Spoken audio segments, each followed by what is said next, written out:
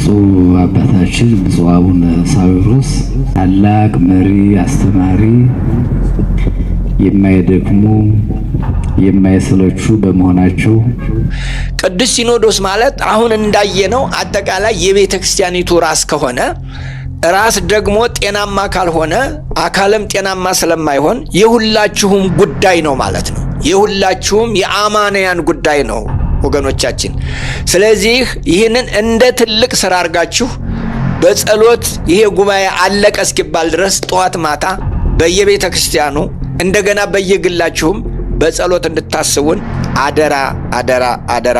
ቤተ ክርስቲያን ሆይ መጽኛውን እግዚአብሔር ያድልሽ። ተላልፈሽ ተሰጥተሻል። ነገር ግን አውሬው በይፋ በአደባባይ ተልቋል። ብፁዕ አቡነ ሳዊሮስ በኢትዮጵያ ኦርቶዶክስ ተዋሕዶ ቤተክርስቲያን ዋና ስራ አስኪያጅና አድራጊ ፈጣሪ ተደርገው ተሹመዋል። የኢትዮጵያ ኦርቶዶክስ ተዋሕዶ ቤተክርስቲያን ሲያስለቅሱ የነበሩ አባቶች በእነ ዳንኤል ክብረትና በአብይ አህመድ ወደ ስልጣን መንበራቸው መጥተዋል። ይህ ለኢትዮጵያ ኦርቶዶክስ ተዋሕዶ ቤተክርስቲያን የመጀመሪያ ክስተት ሆኖ ይመዘገባል። ታሪክም አይረሳችሁም። የኢትዮጵያ ኦርቶዶክስ ተዋሕዶ ቤተክርስቲያን ምዕመናትና ምዕመናን ሆይ ይህንን መረጃ የምትሰሙና የምታዳምጡ እምነታችሁን አጥብቃችሁ ያዙ።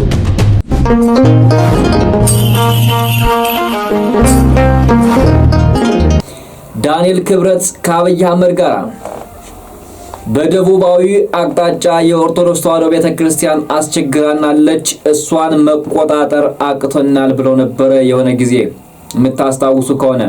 አሁን ዛሬ በይፋ ወጥቷል። ለምን ብፁዕነታቸው ወደ ሀገር ውስጥ ገቡ? ብፁዕ አቡነ ጴጥሮስ ወደ ሀገር ውስጥ የገቡበት ሴራ ዛሬ ይፋ ሆኗል። አባቶች በሄዱበት ስልጣናቸውን ማስረከብ እንደማይችሉ ሲነገር እንግዲህ እጁ ወይም እጃቸውን አንስተናል እኛ የለንም ለማለት ዛሬ የሀገሪቱ ጠቅላይ ሚኒስትር ከሀገር ወጥቷል። እኔ አልሾምኩም ለማለት ነው። ካሁን በኋላ በኢትዮጵያ ኦርቶዶክስ ተዋሕዶ ቤተክርስቲያን ውስጥ የሚሰሩ ሴራዎች በጠቅላይ ሚኒስትሩ ስም እንዳይነሱ ለማድረግ ዛሬ ከሀገር ወጥቷል እሱ። ነገር ግን ዳንኤል ክብረትና አብይ አህመድ ሴራቸውን የጨረሱት ግንቦት 10 ቀን 2017 ዓ.ም ስልጣን ርክክብ አድርገው የተቀመጠበት ቀን ነው። በመጀመሪያው ቪዲዮ አማሳያችሁ ይሆናል። ብፁዕ አቡነ ሳዊሮስ እንኳን ደስ ያላችሁ መልእክት የተላለፈላቸው ግንቦት 10 ቀን ነበረ። ነገር ግን የኢትዮጵያ ኦርቶዶክስ ተዋሕዶ ምዕመናትና ምዕመናን መሞታቸው፣ መገደላቸው፣ መሳደዳቸው ብሎም ሕይወታቸው መስዋዕት የሆነው በአዲስ አበባና በኦሮሚያ ክልል በወለጋ በተለያዩ አካባቢዎች ደም የተፋሰሰበት ቤተክርስቲያን ማቅ የለበሰችበት ጊዜ ተረስቶ ዛሬ ከመንበሯ ላይ ቤተክርስቲያን አስቀምጠዋለች። በእውነቱ መንፈስ ቅዱስ የራሱን ስራ ይስራ እንጂ ስልጣነ ክህነቱ የተሰራው በመንፈስ ቅዱስ አይደለም። በእጅ ብልጫ ነው የተደረገው። በዘር በሃይማኖት ነው የተደረገው። ወገኔ ካሁን በኋላ ንቃ። ጴንጤና ፓስተር እያሳደደህ ሃይማኖት ግን እንዳትቀይር በይፋ ተደራጅተው ወጥተውልሃል። ኦርቶዶክስ ሆይ ንቃ። ዛሬ ከምናያቸው ቪዲዮዎች መካከልና መረጃው ከማስረጃ ጋር አስረግጬ ይዤላችሁ መጥቻለሁ። እንደመጀመሪያው ሳይሳያችሁ ብፁዕ አቡነ ጴጥሮስ የኢትዮጵያ ኦርቶዶክስ ተዋሕዶ ቤተክርስቲያን ዋና ጸሐፊ የነበሩት ጸልዩልኝ፣ ጸሎት አድርጉ፣ መንፈስ ቅዱስ ኢትዮጵያን ይምራት ሲሉ ያስተላለፉት መልእክት አለ። እሱን ላሰማችሁና እንመለሳለን።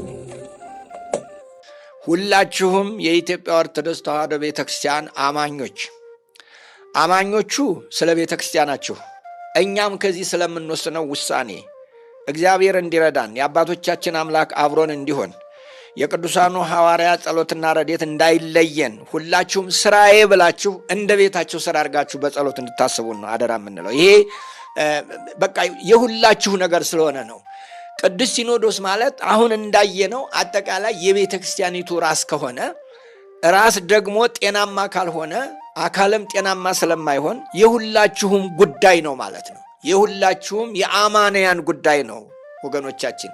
ስለዚህ ይህንን እንደ ትልቅ ስራ አድርጋችሁ በጸሎት ይሄ ጉባኤ አለቀ እስኪባል ድረስ ጠዋት ማታ በየቤተ ክርስቲያኑ እንደገና በየግላችሁም በጸሎት እንድታስቡን አደራ አደራ አደራ እንላለን። የኛ ጸሎትማ የሚሰማ አይደለም።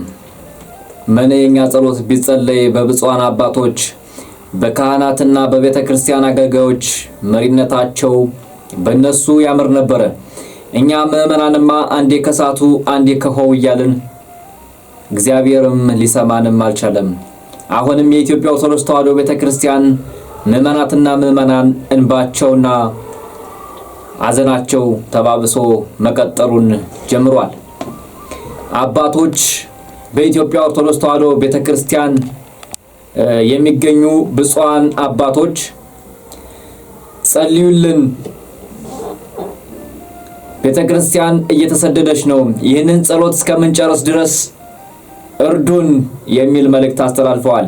ብፁዕነታቸው ያስተላለፉት መልእክት እውነት ለኦርቶዶክሳውያን የሚያሰኝና አሁን ላይ ምዕመናትና ምዕመናን ሊሰሙት የሚገባ መልእክት ነው።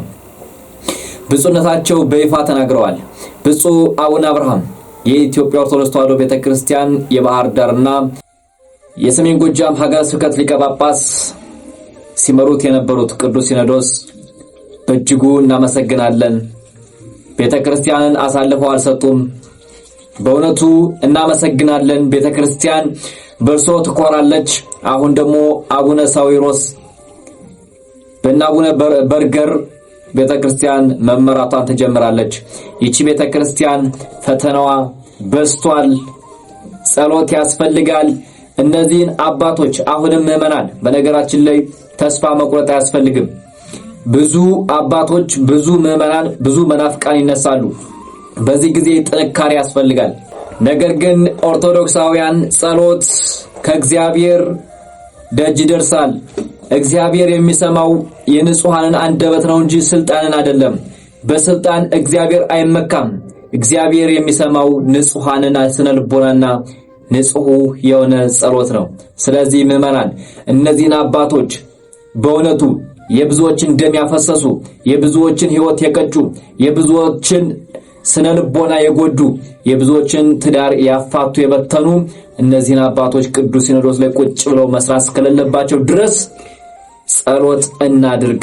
እግዚአብሔር ፈተናዋን የቤተክርስቲያንን ይሰማልና እግዚአብሔር እንደፈጠረ እግዚአብሔር እንደሰጠን እግዚአብሔር ራሱ ምላሹን ይሰጠናል።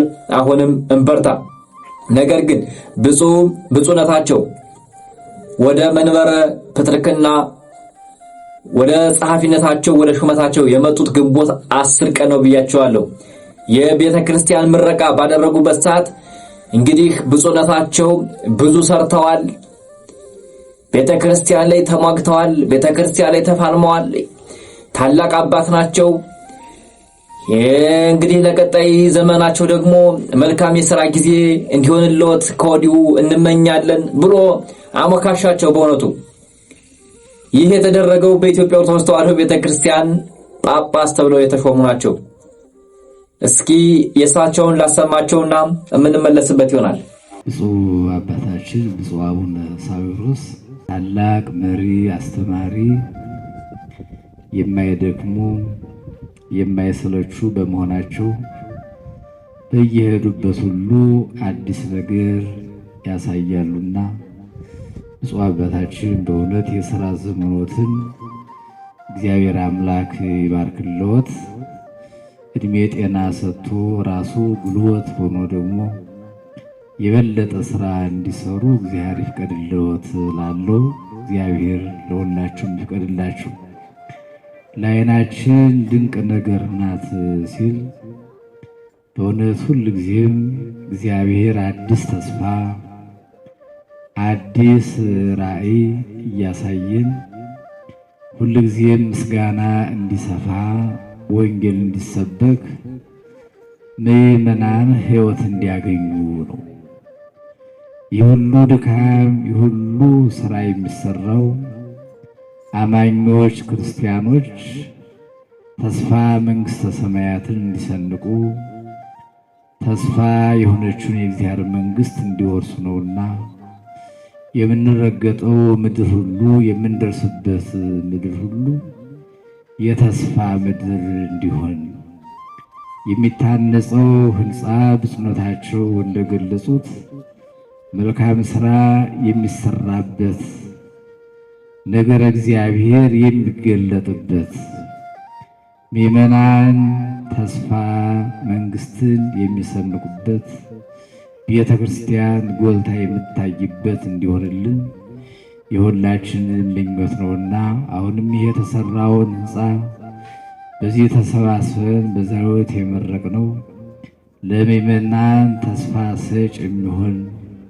የእግዚአብሔር ክብር የሚገለጥበት ምእመናን በአንድነት ሆነው እግዚአብሔርን የሚያዩበት የተባረከ የተቀደሰ ስራ የሚሰራበት እንዲያደርግልን እግዚአብሔር አምላክ ይፍቀድልን። በእውነት በጣም ደስ ብሎናል። ይህን ደስታ በእናንተ ላይም እንዲያበዛልን ፈቃድ ይሁንልን። ብፁዕ አባታችን እንዲሁም ሰራተኞች የእሳቸውን አመራር በመስማትና በመታዘዝ ይህን ያደረጋችሁ እግዚአብሔር ይባርክልን፣ እግዚአብሔር ይባርካችሁ። እግዚአብሔር ከሁላችን ጋር ይሁን። ለሕዝባችን፣ ለቤተ ክርስቲያናችን፣ ለሀገራችን ለኢትዮጵያ በረከትን ሰላም እንዲያድልን ፈቃድ ይሁንልን። ክፉን ነገር እንዲያርቅልን መልካሙን ጊዜ እንዲሰጠን ይፍቀድልን። ዛሬም ዘወትርም ለዘላለሙ። እንደሰማችሁት ነው። አዲስ ነገር ያፈልቃሉ። አዎ ነገር በመጠንሰስ አንደኛ ናቸው። በቤተ ክርስቲያን ዙሪያ መዶለት ይወዳሉ። ህዝብ ከህዝብ ማፋጨት ይወዳሉ። በቤተ ክርስቲያን ውስጥ የኢትዮጵያ ኦርቶዶክስ ተዋሕዶ ቤተ ክርስቲያን ግንባታ መገንባት ጀምራለች። ተዋሕዶንን የሚሉ ፓትርያርኮች፣ ጳጳሳቶች ተሰባስበው ህንፃ መገንባትና ህንፃ መመረቅ ነው ያዙት። በየሸራተኑ በየተለያዩ ሆቴሎች እየገቡ ከቤተ መርፋቅ ወደ ተለያየ ሆቴል እየገቡ መብል ሲበሉ ነው ድሮ ነገሩ የቀረው። የኢትዮጵያ ኦርቶዶክስ ተዋሕዶ ቤተክርስቲያን በእውነቱ ይሄ ስራ የሚገባት ነበር። አሁን የወለጋ ህዝብ ስቃዩ መከራው በ7 ፔጅ የተጻፈ ወረቀት ለቅዱስ ሲኖዶስ ደርሶት ነበር። አሳደውናል። ቤተክርስቲያን ተሳዳለች። ምእመናን እያሉ ነው። ተገፍተናል። መንግስት ይስማን፣ ህዝብ ይስማን፣ ቅዱስ ሲኖዶስ ይድረስልን እያሉ ጥሪ ሲያቀርቡ ይህን የሰማቸው የለም። ብድግ አድርጎ ስልጣን ሰጣቸው ማለት የተፈራው ደረሰ። ተዋሕዶ ተንጫጭቷል። ምእመናን እኛ ያለ አንድ መረጃ ለእናንተ እንደዚህ ብለን አልመጣንም፣ ተናግረናል። ቅዱስ ሲኖዶስ ዋና ጸሐፊ ሆነው አቡነ ሳዊሮስ ሊሾሙ ነው። እሪበል እንግዲህ እስኪ የኢትዮጵያ ኦርቶዶክስ ተዋሕዶ ቤተክርስቲያን ነገ የሚደርስብሽን እናያለን። ነገ አሳልፎ ሲሰጣት ቤተክርስቲያንን እናያለን። ምእመናን ነቅተን ይህን ሰው ያንገቱን ብለን መያዝ አለብን። እኔ አንተ ወይም አንቺ እያልኩ የምናገረው ቤተክርስቲያን ስትከበርና ስትከበር ብቻ ነው። አባትክን የምትከተለው የአባትክን ፈለግ የምትከተለው ታታሪ ጀግና ሲሆን ነው። በማተቡ የሚቆም ሲሆን ነው። ነገር ግን በጥባጭ ጸብጫሪ ከሁሉም ጋራ ተረካራኪ ለገንዘብ የቆመ አባት ምን ያደርግልኛል? ዓለም ላይማ ሞልተዋል እኮ። ነፍሴን የሚያድን አባት ነው የምፈልገው። ወደ እግዚአብሔር እንድሮጥ ዓለምን እንድተው የሚፈልግ አባት ነው የሚያስፈልገን እንጂ የሚዶልት የሚሰርቅ አባት ምን ያደርግልናል? ኦርቶዶክሳውያን መንቃት ያስፈልጋል። ብዙ መረጃዎች አሉ። አቡነ ሳዊሮስ በእውነቱ የሚመጣው የስልጣን ዘመኖትን እግዚአብሔር ባጭር ይስጥ። የስልጣን ዘመኖትን ያሳጥረው። የኢትዮጵያ ኦርቶዶክስ ተዋሕዶ ቤተክርስቲያን ደግሞ ሰላምሽ እስከ ሕዝቦች ድረስ ይብዛልሽ። አባቶች ብዙዋን አባቶች አዝነው ነበረ። አሁንም የሚመጣው ዘመን ከባድ ዘመን ነው፣ የቸነፈር ዘመን ነው ተብሏል። ብዙዋን አባቶች የላኩት ነው፣ ገዳማውያን የላኩት መልእክት ነው ይሄ። ስለዚህ ምእመናን እንጸልይ፣ እናልቅስ፣ እግዚአብሔርን እንንገረው። ንቁ፣ ተነሱ፣ ዳንኤል ክብረት እንኳን ደስ ያለ። አቡነ ሳዊሮስ እንኳን ደስ አለ። እጃችሁ ገብቶበታል። ተዋሕዶ ቤተክርስቲያን ተዋርዳለች። ልጆቿም ተሽጠዋል። መሬቷም እምነቷም ተሽጧል። እንግዲህ በውጭ ሀገርም የምትገኙ በአገር ውስጥም የምትገኙ ኦርቶዶክሳውያን የሰው ልጅ አይሳሳት የለም፣ እኛም እንሳሳታለን። በተናገርናቸው ላፊ ቃላቶች ይቅርታ እያለን የእግዚአብሔር በረከቱን ወደ ሀገራችን ኢትዮጵያ ይላክልን። በተናገርነው ነገር በእውነቱ አንዳንድ ሰዎች ሊከፉ ይችላሉ። ነገር ግን እውነታውን ስታዩት የምታመሰግኑን ይሆናል። እግዚአብሔር በጎደለው ይሙላበት። ሀገራችን ኢትዮጵያን ሰላም ያርግልን።